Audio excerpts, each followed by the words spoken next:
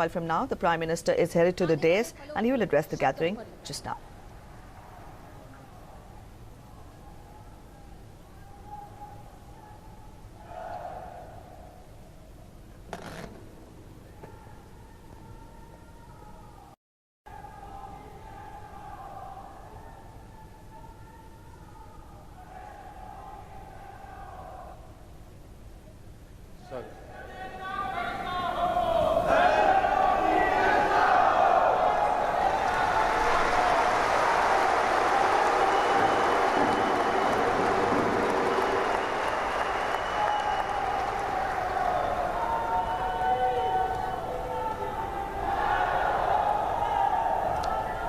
सगळ्या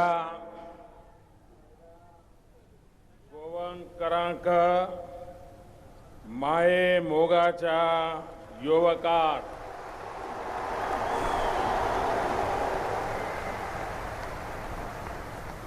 मंच पर विराजमान गोवा की राज्यपाल महोदया श्रीमती मृदुला सिन्हा जी, गोवा के जनप्रिय मुख्यमंत्री श्रीमान लक्ष्मीकांत जी, केंद्र में मंत्रिपरिषद के मेरे साथी श्रीमान मनोहर पर्रिकर जी, केंद्र में मंत्रिपरिषद के मेरे साथी श्रीमान अशोक गजपति जी, इसी धरती के संतान मेरे साथी श्रीपाद नायक जी, श्री जयंत सिन्हा जी, गोवा के उप मुख्यमंत्री श्रीमान फ्रांसिस डिसूजा जी, गोवा सरकार में मंत्री श्रीमान राजेंद्र अर्लेकर जी, हमारे सांसद श्रीमान नरेंद्र सावयकर जी और विशाल संख्या में पधारे हुए गोवा के मेरे प्यारे भाइयों और बहनों।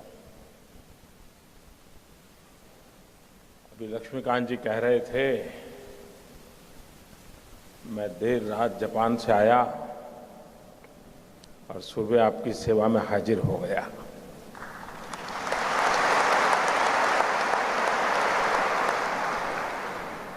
यहां से कर्नाटक जाऊंगा, कर्नाटक से महाराष्ट्र जाऊंगा और देर रात दिल्ली में जाके भी मीटिंग करूंगा।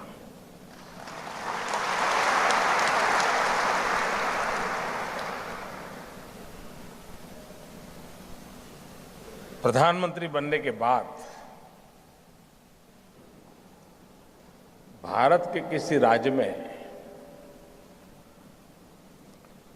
एक रात्रि से ज्यादा अगर मैंने कहीं मुकाम किया तो गोवा में किया।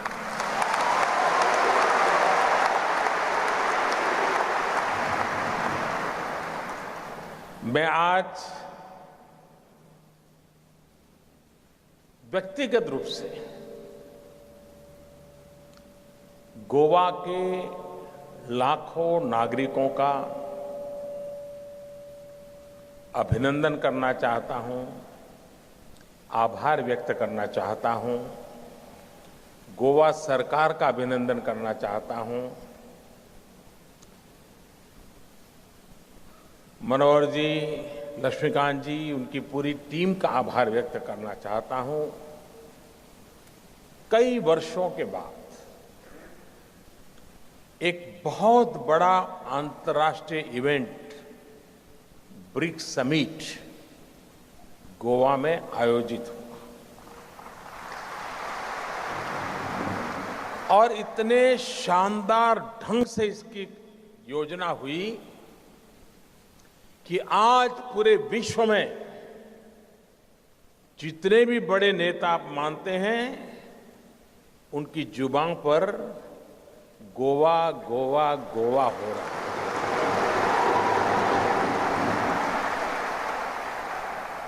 और इसलिए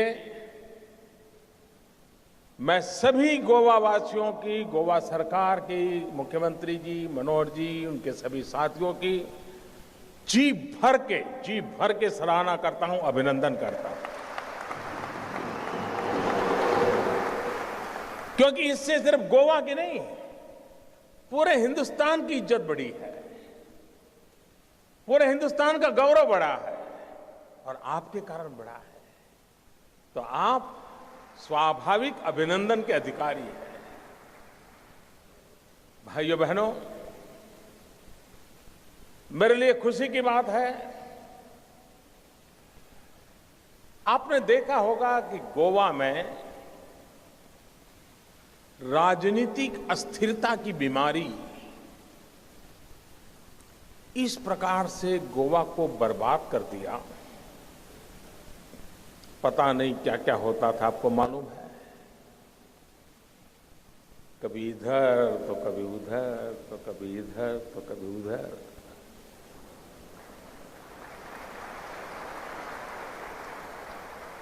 इस राजनीतिक अस्थिरता ने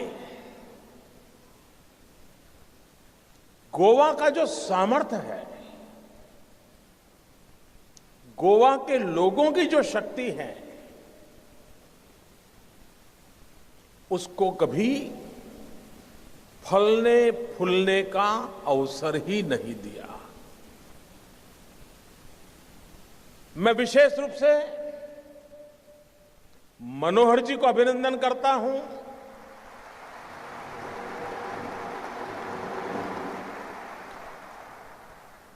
कि उन्होंने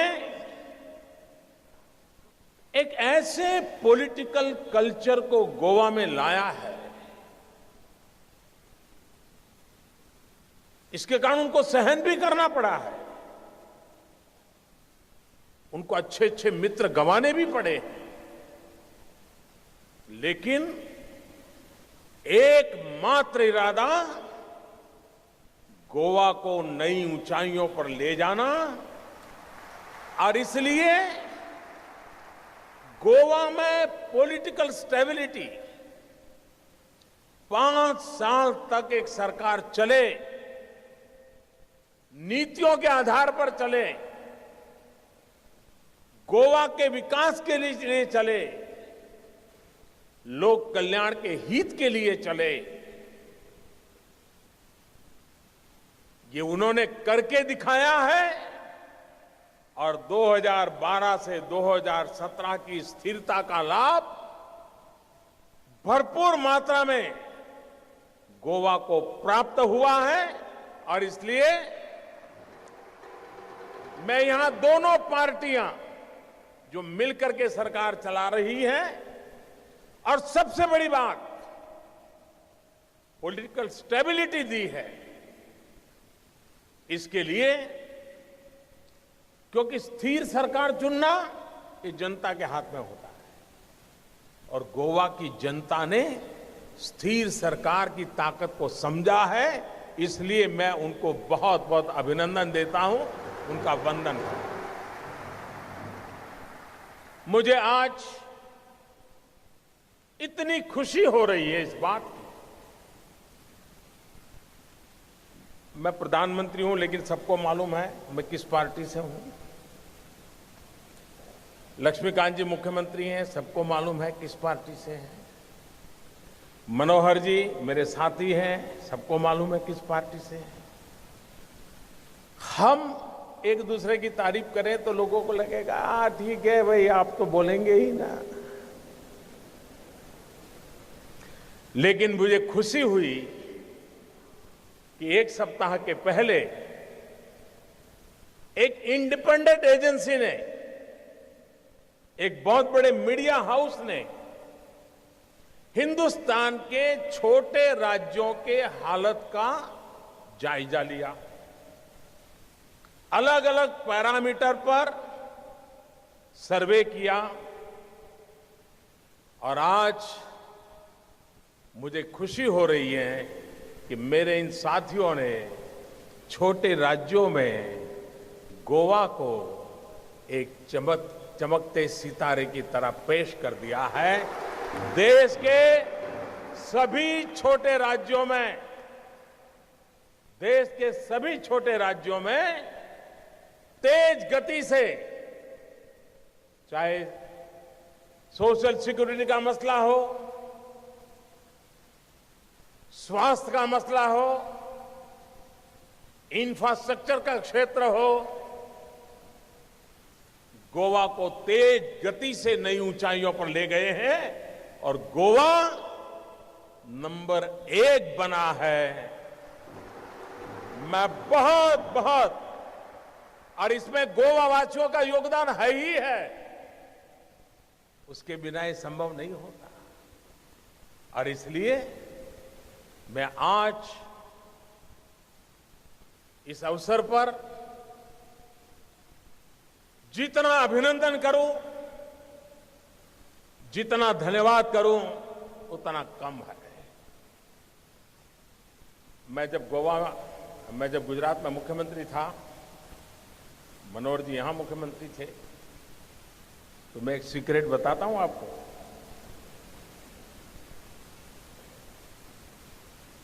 मनोहर जी जो बात 10 वाक्य में बोलनी हो, वो 1 वाक्य में बता देते हैं। तो कभी कभी समझने में भी कठिनाई होती है। तो वो मानते हैं कि आपने समझ लिया, वो IITian है, मैं बड़ा सामान्य इंसान हूं। लेकिन मैं जब गुजरात में था, तो उनकी जब मैं योजनाओं का अध्ययन करता था मुख्यमंत्री के नाते, और मैं देख रहा था कि यहां के गरीब से गरीब व्यक्ति की मुसीबतों को वो कैसे समझते हैं और उसके रास्ते कैसे खोजते हैं। हर योजनाएं, बाद में लक्ष्मीकांत जी ने भी इसको आगे बढ़ाया। जब मैं देखता था गृह आधार योजना, वार्षिक 3 लाख से कम आय वाले जो महिलाएं हैं, उनको 1500 रुपये की मदद। देश में कई राज्यों को पता तक नहीं होगा कि गोवा में ऐसी योजना शुरू की गई थी। दयानंद सरस्वती सुरक्षा योजना सीनियर सिटीजन्स के लिए, करीब 1.5 लाख सीनियर सिटीजन को इसका लाभ मिलता है, प्रति मास 2000 रुपये। ये सारी चीजें हिंदुस्तान में कहीं नहीं है भाइयों, ये गोवा में है। भाइयों बहनों, लाडली लक्ष्मी योजना, गोवा और मध्य प्रदेश ने इसको प्रारंभ किया और 18 साल की बच्चियों को 1 लाख रुपया। आज गोवा में 45,000 हमारी बेटियां इसकी हकदार बनी हैं। 45,000 बेटियां।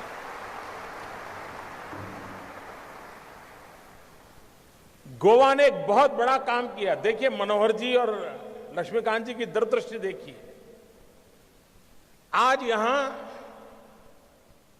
इलेक्ट्रॉनिक सिटी का शिलान्यास हो रहा है, लेकिन इसके पहले इस काम को सफल करने के लिए हमें कैसा युवा धन चाहिए, कैसी यंग जनरेशन चाहिए, इसको ध्यान में रखते हुए इन दोनों महाशयों ने साइबर स्टूडेंट योजना के द्वारा हमारे यहां के नौजवानों को डिजिटल दुनिया से जोड़ने का एक बड़ा अभियान चलाया। ये दीर्घदृष्टि के लिए मैं उनको बधाई देना चाहता हूं। हम जानते हैं बीमार होना कितना महंगा होता है और गरीब के लिए बीमार होना कितना मुश्किल होता है।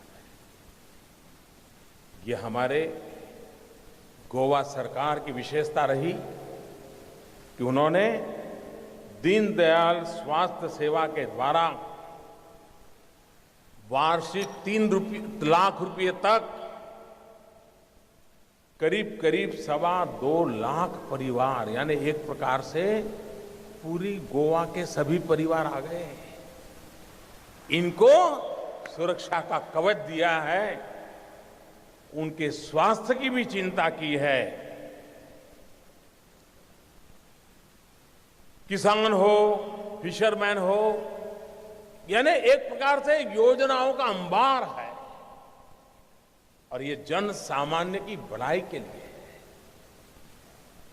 है। ऐसे गोवा में आकर के जो विकास के रास्ते पर आगे बढ़ रहा है, देश के प्रधानमंत्री को भी अपना सर झुकाने में आनंद आता है, गर्व होता है। आज यहां 3 प्रोजेक्ट का आरंभ हो रहा है। मोपा न्यू ग्रीनफील्ड एयरपोर्ट, शायद गोवा में जिन लोगों की उम्र आज 50 साल हो गई होगी, वो भी जब से समझना शुरू किया है तब से ये सुनते आए हैं कि एक दिन गोवा में अपना एयरपोर्ट बनेगा, हवाई जहाज आएंगे, लोग उतरेंगे, टूरिज्म बढ़ेगा। सुना है कि नहीं सुना है? सुना है कि नहीं सुना है? बताइए। सब सरकारों ने बोला है कि नहीं बोला है? सब पॉलिटिकल पार्टियों ने बोला है कि नहीं बोला है? लेकिन चुनाव गया, हवाई जहाज के ठिकाने पर, गोवा के ठिकाने पर। ऐसा हुआ है कि नहीं हुआ है भाइयों, बताओ मुझे। आज मुझे संतोष है कि अटल बिहारी वाजपेयी जी ने जो वादा किया था, आज मुझे उसको पूरा करने का अवसर मिल रहा है। और ये सिर्फ आकाश में जहाज उड़ेंगे और आपके एक नए एयरपोर्ट पर आएंगे, ऐसा नहीं है। गोवा की जनसंख्या है 15 लाख। ये व्यवस्था विकसित होने से 3 गुना लोग, आप 15 लाख लोग हैं, करीब 50 लाख लोग आना शुरू कर देंगे। आप कल्पना कर सकते हैं टूरिज्म कितना बढ़ेगा। और गोवा का टूरिज्म बढ़ना मतलब हिंदुस्तान के टूरिज्म सेक्टर को एक नई ताकत देने वाला ये सबसे सामर्थ्यवान जगह है। इस बात को भली भांति हम समझते हैं। गोवा की सुविधा तो बढ़ेगी, गोवा वासियों की सुविधा बढ़ेगी। और मुझे विश्वास है कि इसके निर्माण कार्य में भी यहां के हजारों नवयुवकों को रोजगार मिलेगा और निर्माण होने के बाद यहां की इकोनॉमी को, यहां के टूरिज्म को एक बहुत बड़ा अवसर इस गोवा को मिलने वाला है। ये मैं साफ देख रहा हूं। भाइयों बहनों, आज यहां एक इलेक्ट्रॉनिक मैन्युफैक्चरिंग सिटी का भी शिलान्यास हुआ है। कोई ये मत समझे कि ये सिर्फ कोई इंडस्ट्रियल एस्टेट बन रहा है। बहुत कम लोगों को समझ पाएगा कि इलेक्ट्रॉनिक मैन्युफैक्चरिंग सिटी के निर्माण का मतलब क्या है। एक प्रकार से, और मेरे शब्द लिख करके रखना भाइयों बहनों, 21वीं सदी का मैं वो गोवा देख रहा हूं जहां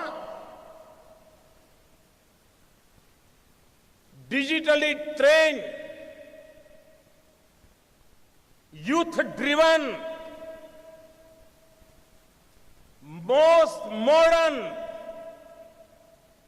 गोवा का आज शिलान्यास हो रहा है। दोस्तों, ऐसे गोवा का शिलान्यास हो रहा है जो digitally train, youth driven Goa होगा, आधुनिक गोवा होगा, टेक्नोलॉजी से सामर्थ्यवान गोवा होगा। और बस सिर्फ गोवा की इकोनॉमी की या गोवा के नौजवानों के रोजगार का नहीं, ये भारत की शक्ल सूरत बदलने का गोवा एक पावर स्टेशन बन जाएगा। दोस्तों, ये मैं देख रहा हूं पूरी 21वीं सदी पर इस इनिशिएटिव का प्रभाव होने वाला है। भाइयों बहनों, आज एक तीसरा महत्वपूर्ण काम हम आगे बढ़ाने जा रहे हैं। हमारा स्पष्ट मत रहा है कि सुरक्षा के क्षेत्र में भारत ने अपने दम पर खड़ा होना चाहिए।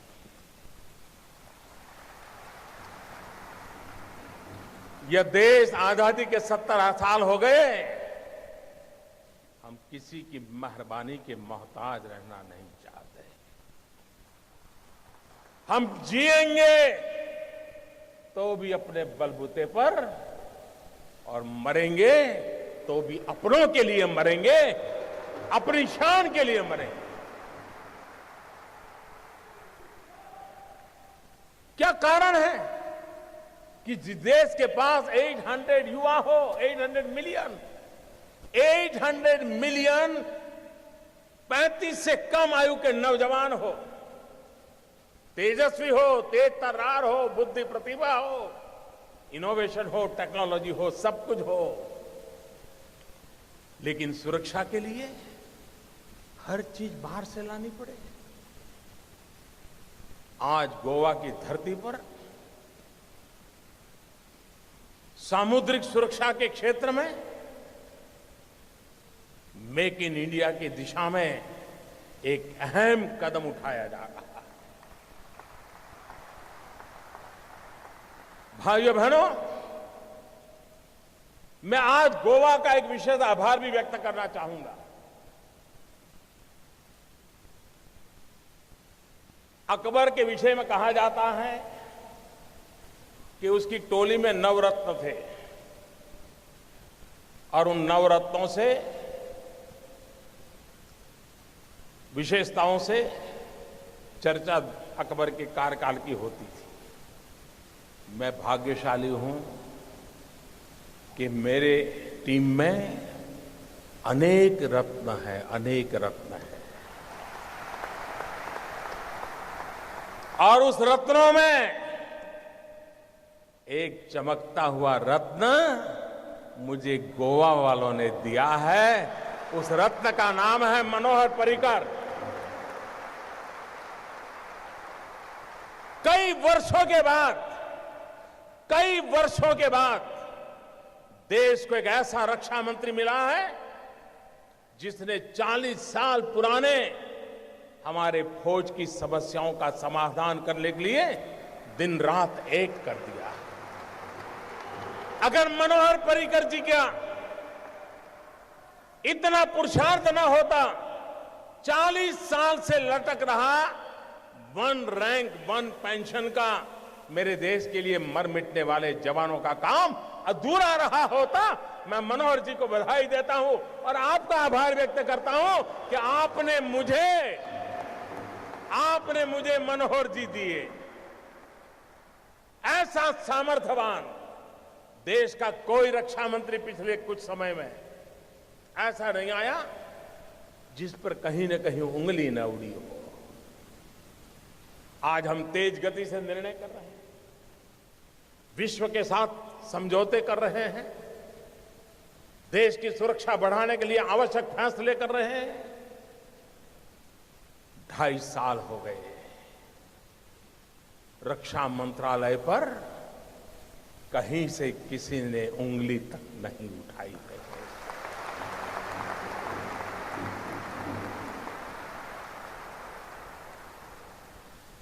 मैं मनोहर जी का तो अभिनंदन करूंगा, मेरे साथी के नाते मुझे उत्तम साथी मिला है, लेकिन मैं गोवा वासियों का अभिनंदन करूंगा कि आपने मनोहर जी पैदा किए और देश के लिए आपने मनोहर जी दिए। मैं आपका अभिनंदन कर रहा हूं।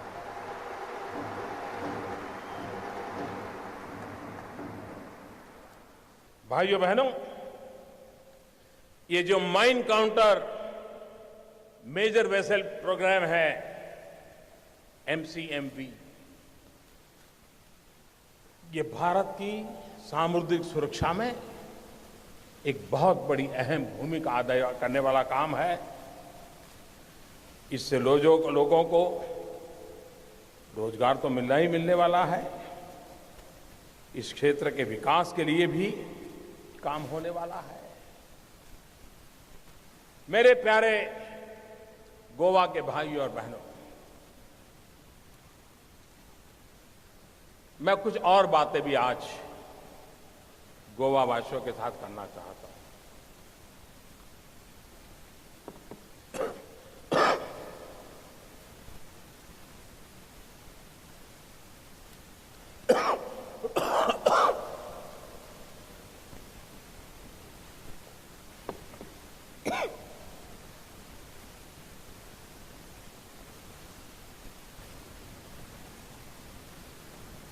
8 तारीख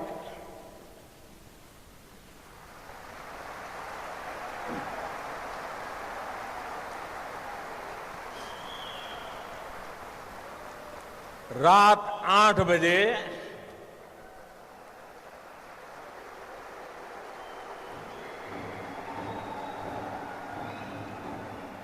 देश के करोड़ों लोग सुख चैन की नींद सो गए।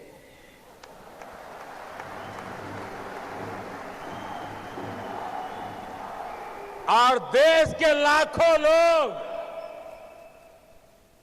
नींद के लिए गोलियां खरीदने जा रहे हैं, गोलियां नहीं मिल रही है।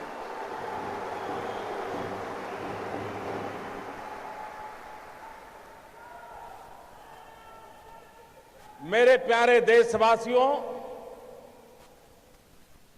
मैंने 8 तारीख रात को 8 बजे देश के सामने काले धन के खिलाफ, भ्रष्टाचार के खिलाफ मैं जो लड़ाई लड़ रहा हूं, देश जो लड़ाई लड़ रहा है, हिंदुस्तान का ईमानदार इंसान जो लड़ाई लड़ रहा है, उस दिशा में एक अहम कदम उठाया है।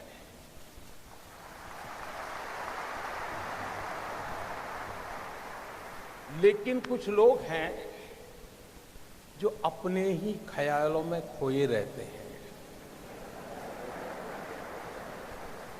वे अपनी नाप पट्टी लेकर के ही किसी को नापते रहते हैं और उसमें फिट नहीं होता है तो देखते हैं यार कुछ गड़बड़ है। अगर इस देश के अर्थशास्त्रियों ने, इस देश के पल्सिस को समझ करके एनालिसिस करने वालों ने, ये पुरानी सरकारें, पुराने नेता, उनको नाप के तोलने के जो तराजू है, मेरे आने के बाद अगर बदल दिए होते तो ये दिक्कत नहीं आती।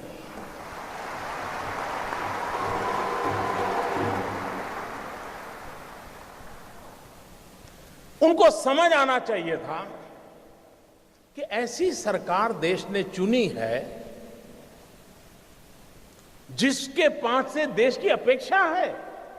आप मुझे बताइए भाइयों बहनों, 2014 में आपने वोट दिया था, भ्रष्टाचार के खिलाफ दिया था कि नहीं दिया था? आप मुझे बताइए, आपने एक काम करने के लिए मुझे कहा था कि नहीं कहा था? काले धन के खिलाफ काम करने के लिए आपने मुझे कहा था कि नहीं कहा था? आपने मुझे कहा था तो मुझे करना चाहिए कि नहीं करना चाहिए?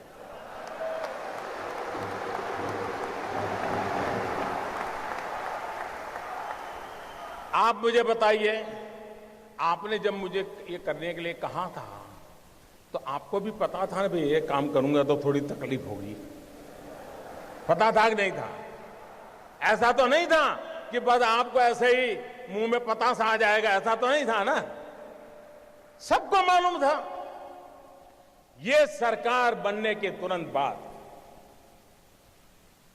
हमने एक सुप्रीम कोर्ट के निवृत्त न्यायमूर्ति के नेतृत्व में स्पेशल इन्वेस्टिगेशन टीम बनाई, एसआईटी। दुनिया में कहां कहां ये कारोबार चल रहा है, इस पर ये टीम काम कर रही है और हर 6 महीने वो सुप्रीम कोर्ट को रिपोर्ट कर रही है। ये काम पहले वाली सरकारें टालती रही थी, हमने किया था। अपने यहां कहावत है, पुत्र के लक्षण पालने में। जब मेरी पहली कैबिनेट में पहले ही दिन ऐसा बड़ा कड़ा निर्णय करता हूं तो पता नहीं था कि मैं आगे करने वाला हूं जी। मैंने छुपाया था क्या? कुछ नहीं छुपाया मैंने। हर बार मैंने ये बात कही है और आज मैं आपको उसका ब्यौरा दे रहा हूं। देश मुझे सुन रहा है। मैंने देश को कभी अंधेरे में नहीं रखा है। मैंने देश को कभी गलतफहमी में नहीं रखा है। खुल करके बात कही है और ईमानदारी से।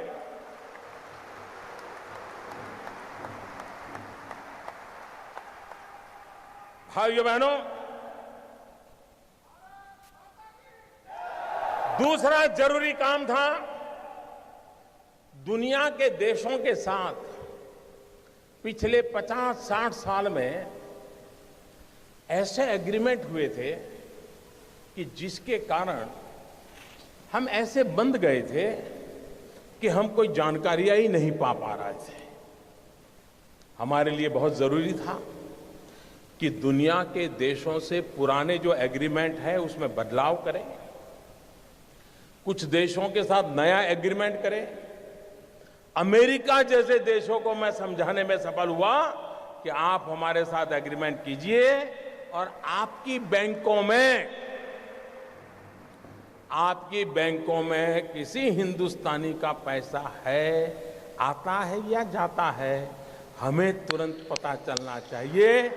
यह काम मैंने दुनिया के कई देशों के साथ किया है, कुछ देशों के साथ अभी भी चल रहा है। लेकिन विश्व में कहीं पर भी भारत की चोरी लूट का पैसा गया है तो उसकी तुरंत जानकारी मिले, इसका प्रबंध पुरजोश तरीके से हमने किया है। हम जानते हैं, आपको भी पता है कि दिल्ली के किसी बाबू का ये गोवा में फ्लैट बना हुआ है ना? मैं गोवा के बिल्डरों से मेरी शिकायत नहीं है, उनका तो काम है मकान बेचना। लेकिन गोवा में जिसकी 7 पीढ़ी में कोई गोवा रहता नहीं है, वो पैदा हुआ कहीं और, काम कर रहा है दिल्ली में, बड़ा बाबू है, फ्लैट खरीदा गोवा में। किसके नाम?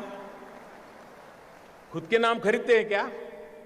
औरों के नाम से खरीदते कि नहीं खरीदते लोग? हमने कानून बनाया, जो भी बेनामी संपत्ति होगी, दूसरे के नाम की संपत्ति होगी, हम कानूनन अब उस पर हमला बोलने वाले।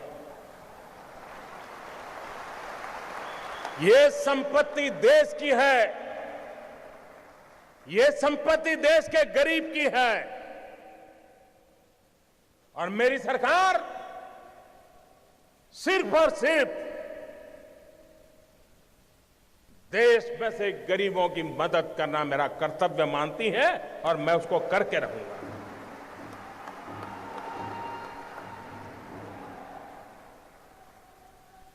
हमने देखा है, घर में शादी हो, ब्याह हो, कुछ काम हो, ज्वेलरी खरीदते हैं। बीबी का जन्मदिन हो, ज्वेलरी खरीदते हैं, कभी सोना खरीदते हैं।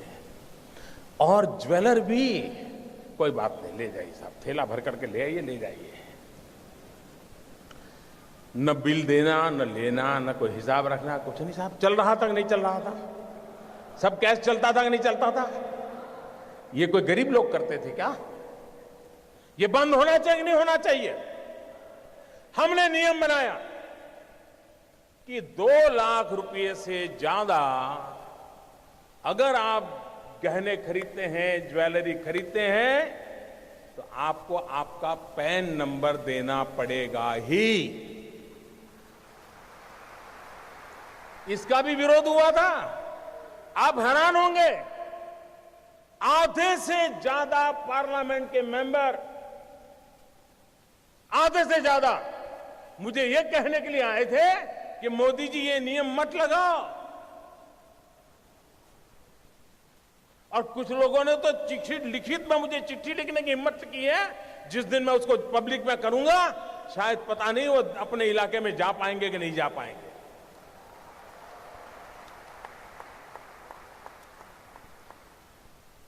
अगर आपके पास पैसे हैं, आप सोना जवाहरात खरीदते हैं, हम इतना ही कहते हैं कि भाई आपका जो इनकम टैक्स का पैन नंबर है वो लिखवा दीजिए, पता तो चले कौन लेता है, पैसा कहां से आता है, कहां जाता है। भाइयों बहनों, ये 70 साल की बीमारी है और मुझे 17 महीने में मिटानी है।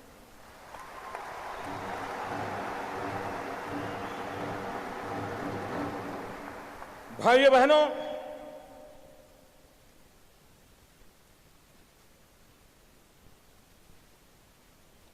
हमने एक और काम किया, पहले की सरकारों ने भी किया था।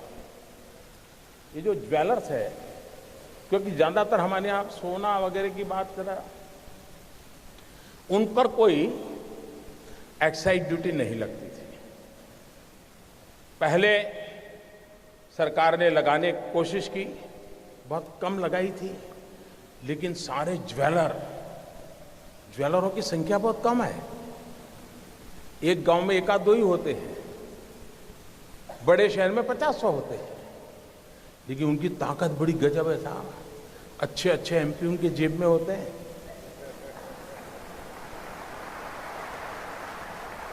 और ज्वेलरी पर जब एक्साइज लगाई तो मेरे पर इतना दबाव आया, एमपीओ का दबाव, डेलीगेशन, हमारे परिचित, साहब ये तो सब इनकम टैक्स वाले लूट लेंगे, ये तबाह कर देंगे, ऐसे ऐसे बताते थे। मैं भी डर गया कि यार मैं ये करूंगा पता नहीं क्या हो जाएगा। मैंने कहा ऐसा करो भाई, 2 कमेटी बनाते हैं, वार्ता करेंगे, चर्चा करेंगे। सरकार की तरफ से उनको भरोसा था, ऐसे एक्सपर्ट कमेटी बनाई। पहले वाली सरकारों को ये प्रयास वापस लेना पड़ा था। साहब मैं ईमानदारी से देश चलाना चाहता, मैंने वापस नहीं लिया। मैंने ज्वेलरों को विश्वास दिलाया कोई आपसे ज्यादती नहीं करेगा, और अगर कोई इनकम टैक्स वाला ज्यादती करता है, आपने मोबाइल फोन से उसका रिकॉर्डिंग कर लीजिए, मैं उसके खिलाफ काम करूंगा। ये कदम हमने उठाया था। जिनको पता हो, ये सारा देख करके समझ नहीं आता था क्या मोदी क्या करेगा आगे। लेकिन अगर आप अपनी दुनिया में इतने मस्त थे कि और पॉलिटिकल पार्टी की तरह ये भी आकर के चला जाएगा, मैं भाइयों बहनों कुर्सी के लिए पैदा नहीं हुआ।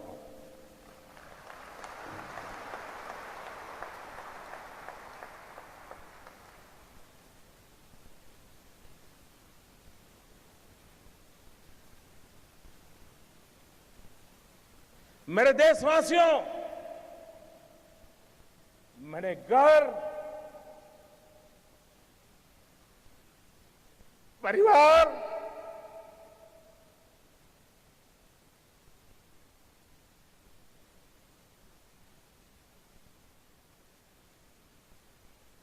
सब कुछ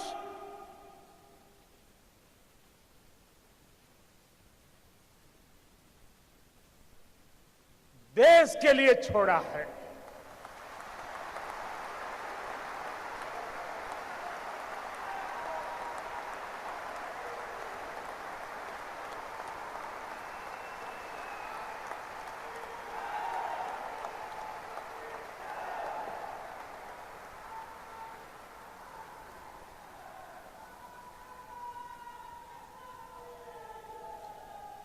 हमने दूसरी तरफ ये भी जोर लगाया, अच्छा कुछ लोग होते हैं मजबूरन कुछ गलत करना पड़ा हो। सब लोग बेईमान नहीं होते, सब लोग चोर भी नहीं होते, कि मजबूरन कुछ करना पड़ा होता है। वे अगर उनको मौका मिले तो सही रास्ते पर आने को तैयार होते हैं, और ये संख्या बहुत बड़ी होती है। हमने लोगों के सामने स्कीम रखी कि अगर आपके पास ऐसे बेईमानी के पैसे पड़े हैं, गलत पैसे पड़े हैं, तो आप इस कानून के तहत जमा करा दीजिए, इतना दंड भर दीजिए। उसमें भी मैंने कोई माफी नहीं दी। लेकिन व्यापारी लोग चीजों को समझने में बड़े होशियार होते हैं। उनको समझ में आ गया कि ये मोदी है, कुछ गड़बड़ करेगा। आपको जानकर के खुशी होगी, आजादी के 70 साल में ऐसी योजनाएं कई बार आई। पहली बार 67,000 करोड़ रुपीज लोगों ने आकर के दंड समेत जमा कर दिए साहब। और 2 साल में टोटल सर्वे के द्वारा, रेड के द्वारा, डिक्लेरेशन के द्वारा 1.25 लाख करोड़ रुपया जो कहीं हिसाब में नहीं था, वो सरकारी खजाने में जमा हुआ है भाइयों। 1.25 लाख करोड़ का हिसाब आया है। ये 2 साल में किए हुए काम का मैं हिसाब आज गोवा की धरती से पूरे देश को दे रहा हूं मेरे भाई।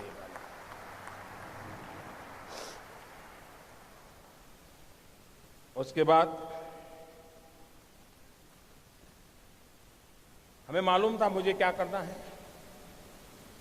हमने जनधन अकाउंट खोले। जब मैं ये स्कीम लेके आया था तो मेरी कैसी मजाक हुई थी, पार्लियामेंट में भाषण कैसे हुई थी आपको याद होगा। मुझे पता नहीं क्या क्या कहा जाता था। उनको लग रहा था कि मोदी के बाल नोच लेंगे तो मोदी डर जाएगा। अरे मोदी को जिंदा जला दोगे तो भी मोदी डरता नहीं।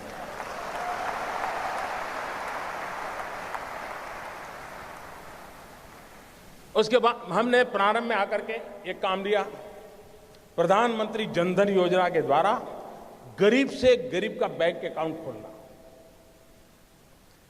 उस समय लोगों को समझ नहीं आया कि मोदी बैंक अकाउंट खोला कौन रहा है। अब लोगों को समझ आएगा कि इस बैंक अकाउंट का क्या फायदा होने वाला है। करीब करीब 20 करोड़ से ज्यादा लोग, गरीब लोगों के बैंक अकाउंट खोले। और हिंदुस्तान में अमीर लोगों के जेब में, बटवे में भांति भांति बैंक को क्रेडिट और डेबिट कार्ड होते हैं। गरीब तो बेचारा सोच ही नहीं सकता था ऐसा भी कोई कार्ड होता है, कार्ड से मिल जाता है कुछ, पता नहीं था उसको।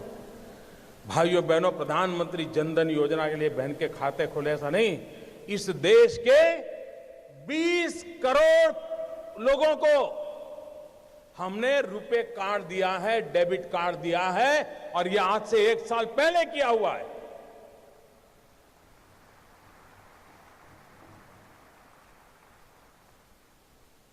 उस डेबिट कार्ड से अगर उसके खाते में पैसे हैं, वो बाजार से कोई भी चीज खरीद सकता है, उसकी व्यवस्था उसमें उपलब्ध है भाई। लेकिन लोगों को लगा नहीं, जैसे हर पॉलिटिकल काम होता है वैसे ही पॉलिटिकल काम नहीं था।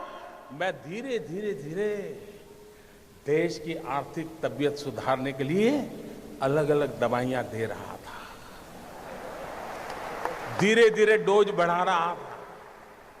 मैं डोज धीरे धीरे बढ़ा रहा था। अब भाइयों बहनों, मेरे देश के गरीबों की अमीरी देखिए। मैंने तुमको कहा था कि 0 अमाउंट से आप खाता खोल सकते हैं। एक बार आपका बैंक में पैर आना चाहिए बस। ये आर्थिक व्यवस्था में कहीं आप भी होने चाहिए। लेकिन मेरे देश के गरीबों की अमीरी देखिए दोस्तों। ये आज जो अमीर लोग रात को सो नहीं पाते हैं ना, गरीबों की अमीरी देखिए दोस्तों। मैंने तो कहा था कि 0 रकम से आप बैंक अकाउंट खोल सकते हैं, लेकिन मेरे देश के गरीबों ने बैंकों में जनधन अकाउंट में 45,000 करोड़ रुपया जमा करवाया दोस्तों। 45,000 करोड़ रुपया।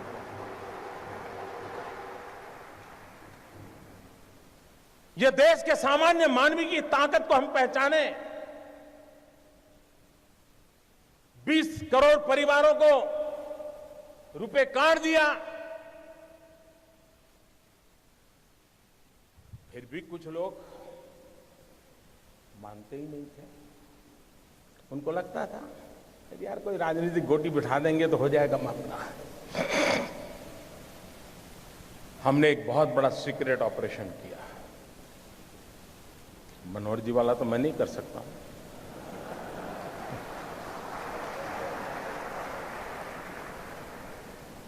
दस महीने से काम पे लगा रहा। एक छोटी विश्वस्त टोली बनाई, क्योंकि इतनी नई नोटें छापना, नोटें पहुंचाना बड़ा कठिन चीजें छिपाना पड़ा, सीक्रेट रखना, वरना ये लोग ऐसे होते हैं साहब, पता चल जाए तो साहब अपना कर लेंगे। और 8 तारीख रात 8 बजे देश का सितारा चमकाने के लिए एक नया कदम उठा लिया दोस्तों। और मैंने उस रात को भी कहा था कि इस निर्णय से तकलीफ होगी, असुविधा होगी, कठिनाइयां होगी, ये मैंने पहले दिन कहा है।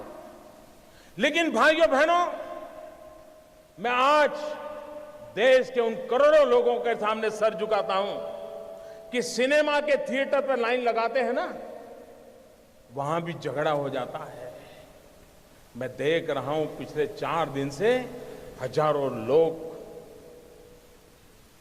पैसों के लिए कतार खड़ा के गए हैं, लेकिन हर एक के मुंह से एक ही आवाज आ रही है कि ठीक है, मुसीबत हो रही है, तकलीफ हो रही है, पैर दुख रहे हैं, लेकिन देश का भला हो। मैं आज सार्वजनिक रूप से बैंक के सभी कर्मचारियों का अभिनंदन करता हूं। 1 साल में, मेरे शब्द लिखिए, 1 साल में बैंक के मुलाजिम को जितना काम करना पड़ता है ना, उससे ज्यादा काम वो पिछले 1 हफ्ते से कर रहा है जी, उससे ज्यादा काम कर रहा है। मुझे खुशी हुई, मैंने सोशल मीडिया में देखा, रिटायर्ड बैंक के कर्मचारी, किसी की उम्र 70 साल, किसी की 75 साल, वो बैंक में गए, उन्होंने कहा साहब रिटायर हो गए हैं, लेकिन इस पवित्र काम में हमें आता है, अगर आप हमें बिठा करके काम में लगाना चाहते हैं तो हम हमारी सेवा देने के लिए तैयार हैं। मैं उन रिटायर्ड बैंक के कर्मचारियों का भी आज अभिनंदन करना चाहता हूं, जिन्होंने अपनी सेवाएं देने के लिए अपनी पुरानी ब्रांच में जाकर के मदद करने के लिए गुहार लगाई है। मैं उनका अभिनंदन करता हूं। मैं उन नौजवानों का अभिनंदन करता हूं जो कतार के बाहर धूप में खड़े रह करके अपने खर्चे से लोगों को पानी पिला रहे हैं, सीनियर सिटीजन के बिठाने के लिए कुर्सियां लेकर के दौड़ रहे हैं। चारों तरफ देश की युवा पीढ़ी खास करके इस समय इस काम को सफल करने के लिए काम में लगी है। इस काम की सफलता का कारण 8 तारीख के 8 बजे मोदी का निर्णय नहीं है। इस काम की सफलता का कारण 125 करोड़ देशवासी, जिसमें कुछ लाख छोड़ दो, ये जी जान से लगे हैं, इसलिए ये योजना सफल होना सुनिश्चित है। भाइयों बहनों, मैं दूसरी बात बताना चाहता, मुझे बताइए, हमारे देश में मतदाता सूची, वोटर्स लिस्ट, सभी पॉलिटिकल पार्टियां मतदाता सूची बनाने में काम करती है, नहीं करती है? सरकार की सभी लोग काम करते हैं कि नहीं करते हैं? सारे टीचर्स करते हैं कि नहीं करते हैं? उसके बावजूद भी जिस दिन पोलिंग होता है, शिकायत आती है कि नहीं आती है? मेरा नाम निकल गया, हमारी सोसाइटी का नाम निकल गया, मुझे वोट नहीं देने देते। मुसीबत आती है कि नहीं आती है? इतना सारा ओपन होने के बाद भी तकलीफ आती है कि नहीं आती है? भाइयों बहनों, हमारे देश में चुनाव होता है। चुनाव में तो क्या करना होता है? जाना, बटन दबाना, वापिस आना, इतना ही करना है ना। तो भी इस देश में करीब करीब 3 महीने 90 दिन तक चुनाव का काम चलता है, 90 दिन तक। और उसमें सारा पुलिस तंत्र, सीआरपीएफ, एसआरपी, बीएसएफ, गवर्नमेंट का हर मुलाजिम, पॉलिटिकल पार्टी के करोड़ों करोड़ों कार्यकर्ता सब लोग 90 दिन तक दिन रात मेहनत करते हैं, तब जाकर के हमारे जितने बड़े देश का चुनाव संपन्न होता है। 90 दिन लग जाते हैं। भाइयों बहनों, मैंने सिर्फ देश से 50 दिन मांगे हैं, 50 दिन। 30 दिसंबर तक मुझे मौका दीजिए मेरे भाइयों बहनों। अगर 30 दिसंबर के बाद कोई मेरी कमी रह जाए, कोई मेरी गलती निकल जाए, कोई मेरा गलत इरादा निकल जाए, आप जिस चौराहे में मुझे खड़ा करेंगे, मैं खड़ा होकर के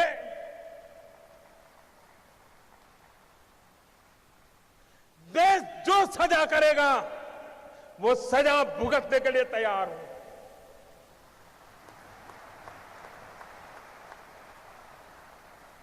लेकिन मेरे देशवासी, दुनिया आगे बढ़ रही है, भारत की ये बीमारी देश को तबाह कर रही है। 800 मिलियन, 65% 35 से कम उम्र वाले नौजवान, उनका भविष्य दांव पर लगा है।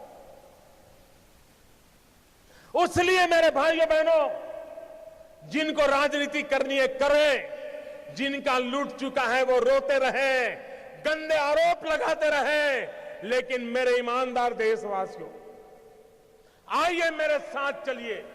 सिर्फ 50 दिन, 30 दिसंबर के बाद मैं आपने जैसा हिंदुस्तान चाहा है वो देने का वादा करता हूं मेरे दोस्त।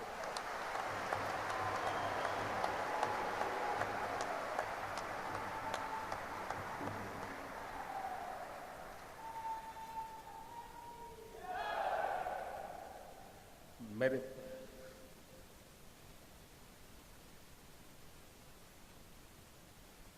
किसी को तकलीफ होती है, पीड़ा मुझे भी होती है। ये मुद्दा मेरे अहंकार का नहीं है।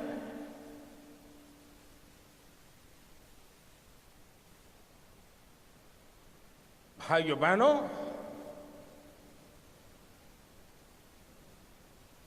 मैंने बुराइयों को निकट से देखा है।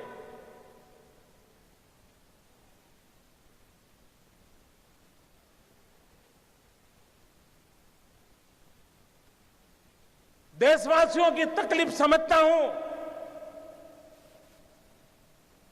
उनकी मुसीबत समझता हूं, लेकिन ये कष्ट सिर्फ 50 दिन के लिए है।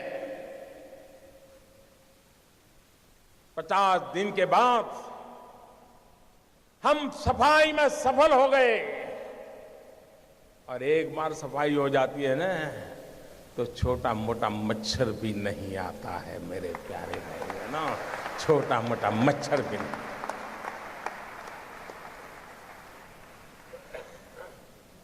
मुझे विश्वास है, मैंने लड़ाई ईमानदार लोगों के भरोसे शुरू की है, और ईमानदार लोगों की ताकत पर मुझे पूरा विश्वास है, पूरा यकीन है, पूरा भरोसा है।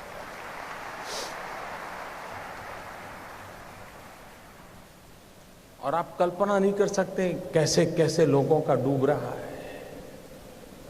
मां गंगा को भी आश्चर्य हो रहा है। कल जो चवन्नी नहीं डालते थे, आज वो नोटे बहाने आ रहे हैं।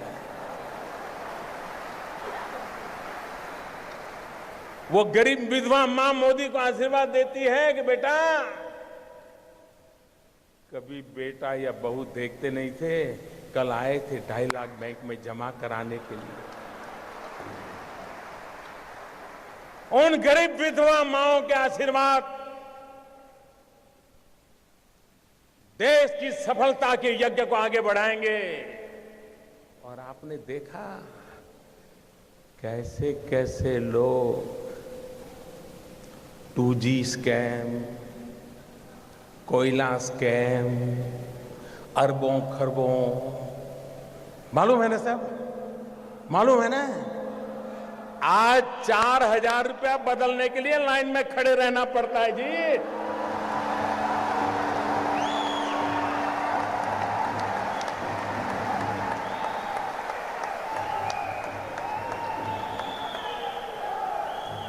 अरे 125 करोड़ देशवासियों का प्यार न होता, विश्वास न होता, सरकारें तो आती और चली जाती। मेरे भाइयों बहनों, ये देश अजरा अमर है, ये देश का भविष्य उज्जवल है। इस उज्जवल भविष्य के लिए कष्ट झेलना, कुछ मैं कभी कभी हैरान हूं। अभी कल मुझे एक पत्रकार बंधु से बात हुई, मैंने आप तो मुझे दिन रात कहते हो मोदी जी बस युद्ध हो जाए, युद्ध हो जाए। मैंने कहा फिर तकलीफ होगी तो क्या करोगे? बिजलियां बंद हो जाएगी, चीजें आना बंद हो जाएगी, रेलवे कैंसिल हो जाएगी, रेलवे में फौज के लोग जाएंगे, आप नहीं जा पाएंगे, तब क्या करोगे? अच्छा, बोले ऐसा होता है। कहना बड़ा सरल होता है भाई, उपदेश देना बड़ा सरल होता है। जब निर्णय करते हैं तब उसके साथ चलना सामान्य मानवी की कोई तकलीफ नहीं होती है। मैं देशवासियों को एक और कहना चाहता हूं, इन दिनों बहुत लोगों की इस भ्रष्टाचार या काले धन के मुद्दे पर बोलने की हिम्मत नहीं है, क्योंकि जो भी बोला है पकड़ा जाता है। क्या तुझ कुछ दान में काला है? हर कोई हंसते हुए चेहरे बोल रहा है नहीं नहीं मोदी जी ने अच्छा किया, अच्छा किया।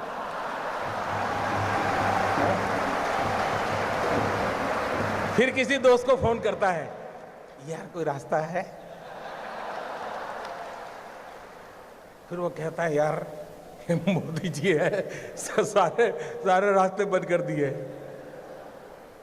इसलिए अफवाहें फैलाते हैं। एक दिन अफवाह फैलाई थी, नमक महंगा हो गया। अब बताइए भाई, 500 की नोट और 1000 की नोट, कोई है जो 1000 की नोट लेके नमक लेने जाता है? ये इसलिए किया जाता है कि उनको मालूम है कि उनका लूट रहा है। 70 साल से जमा किया हुआ महंगे से महंगे ताले लगाए थे। कोई पस्ती लेने वाला नहीं है, पस्ती लेने वाला नहीं है। भिखारी भी मना करता है, ये साहब 1000 का नोट नहीं चाहिए।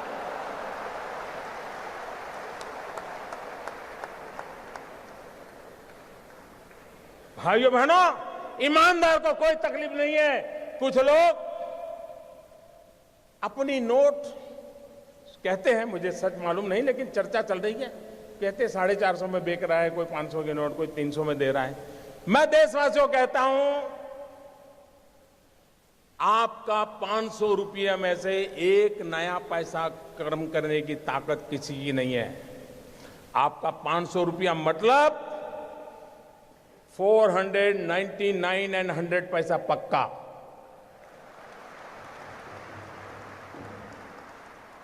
ऐसा किसी कारोबार में आप लिप्त मत होइए।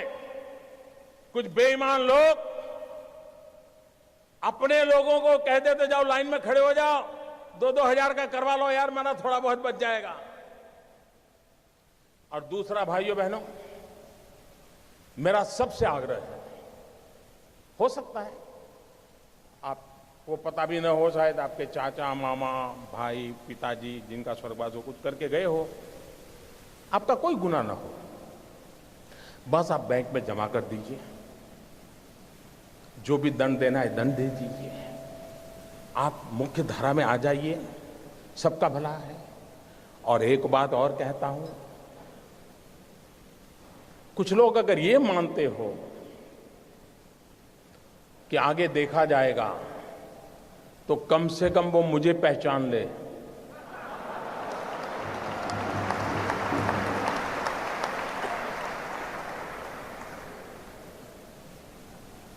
देश आजाद हुआ तब से अब तक का आपका कच्चा चिट्ठा मैं खोल दूंगा। जिनके पास ये बेईमानी का है वो मान के चले कागज का टुकड़ा है, वो ज्यादा कोशिश ना करें, ज्यादा कोशिश ना करें। वरना सरकारी मैं इसके लिए अगर 1 लाख नए लड़कों को नौकरी देनी पड़ेगी तो दूंगा और कोई इसी काम में लगाऊंगा। लेकिन देश में ये सारा कारोबार बंद चल रहा है, उसको बंद करना है। और अब लोग मुझे समझ गए हैं। इतने दिन उनको समझ नहीं आया, लेकिन जरा एक डोज ज्यादा आया तो समझ आया। लेकिन ये एंड नहीं है, ये पूर्ण विराम नहीं है। मैं आज खुल करके कहता हूं, ये पूर्ण विराम नहीं है। देश में भ्रष्टाचार, बेईमानी बंद करने के लिए मेरे दिमाग में और भी कई प्रोजेक्ट चल रहे हैं।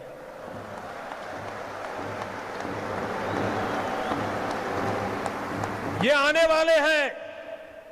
ये ईमानदार लोगों के लिए मैं कर रहा हूं जी, देश के गरीब लोगों के लिए कर रहा हूं। मेहनत करके जिंदगी गुजार रहे हैं, उनको अपना घर मिले, उनके बच्चों को अच्छी शिक्षा मिले, उनके घर में बुजुर्गों को अच्छी दवाई मिले, इसके लिए मैं कर रहा हूं। मुझे गोवा वासियों के आशीर्वाद चाहिए। आप खड़े होकर के ताली बजा करके मुझे आशीर्वाद दें। देश देखेगा ईमानदार लोग। इस देश में ईमानदार लोगों की कमी नहीं है। इस देश में ईमानदार लोगों की कमी नहीं है। आइए ईमानदारी के इस काम में मेरा साथ दीजिए। शाबाश मेरे गोवा के प्यारे भाइयों बहनों, मैं आपका सर झुका करके नमन करता हूं। ये सिर्फ गोवा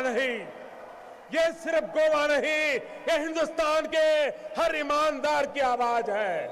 हिंदुस्तान के हर ईमानदार की आवाज है। भाइयों बहनों, मैं जानता हूं मैंने कैसी ताकतों से लड़ाई मोल ली है। मैं जानता हूं कैसे लोग मेरे खिलाफ हो जाएंगे। मैं जानता हूं 70 साल का उनका मैं लूट रहा हूं। मुझे जिंदा नहीं छोड़ेंगे, मुझे बर्बाद करके रहेंगे। उनको जो करना है करे। 50 साल भाइयों बहनों, 50 दिन मेरी मदद करे।